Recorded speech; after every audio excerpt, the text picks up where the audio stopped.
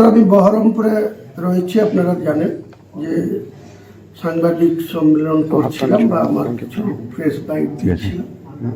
এখনই খবর আসলো যে আমার বাড়িতে শক্তিপুর থানা সহ জেলা পুলিশের কিছু গাড়ি সেখানে আমার বাড়িতে আশপাশে ঘিরে রয়েছে।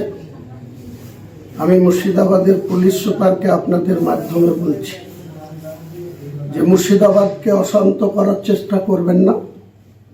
আমাদের সঙ্গে রাজনৈতিক প্রতিহিংসা পরায়ণ কোনো আচরণ যেন পুলিশ না করে। তাহলে আমি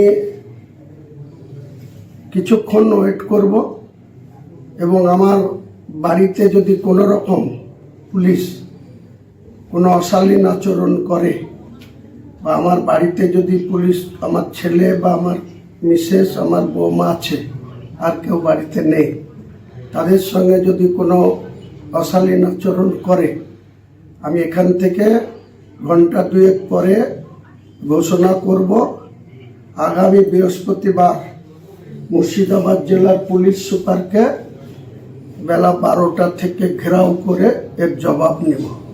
বহরমপুর শহরকে স্তব্ধ করে দেব। পারলে পুলিশ আমাকে রুখে দেবে। কি কারণে গিয়েছে মনে করছেন? কি কারণে গিয়েছে পুলিশ সুপার বলতে পারবে। কে সানিরাজকে যে প্রশ্ন করুন যে আমাকে যেন বেশি পরীক্ষা নিরীক্ষা না করেন, আমার সঙ্গে আমার ধৈর্য চ্যুতি যাতে না ঘটান। যদি আমার বাড়িতে কোনো অশালীন আচরণ পুলিশ করে তাহলে আমি এখনই আপনাদের জানিয়ে দিলাম যে আমার আজকে কলকাতা যাওয়ার আছে, কালকে কলকাতায় ইম্পর্টেন্ট কিছু মিটিং আছে।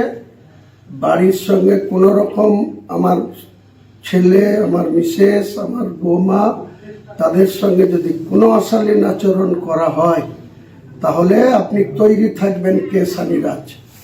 আপনার সঙ্গে আমি বৃহস্পতিবারে বেলা 12টায় দেখা হবে বহরমপুর শহরে। আপনি কত বড় বাহাদুর এসপি হয়েছেন আর আমার সঙ্গে মুর্শিদাবাদের কত জনতা আছে, সেদিন আপনার সঙ্গে আমার মোকাবেলা হবে সামনাসামনি। এসপি অফিস ঘেরাও করে রাখবো যতক্ষণ এসপি কোনো এই বাজে আচরণের জন্য ক্ষমা না চাইবে ততক্ষণ ছাড়ব না। এখনই ঘোষণা করে দিলাম যে বৃহস্পতিবার বেলা 12টা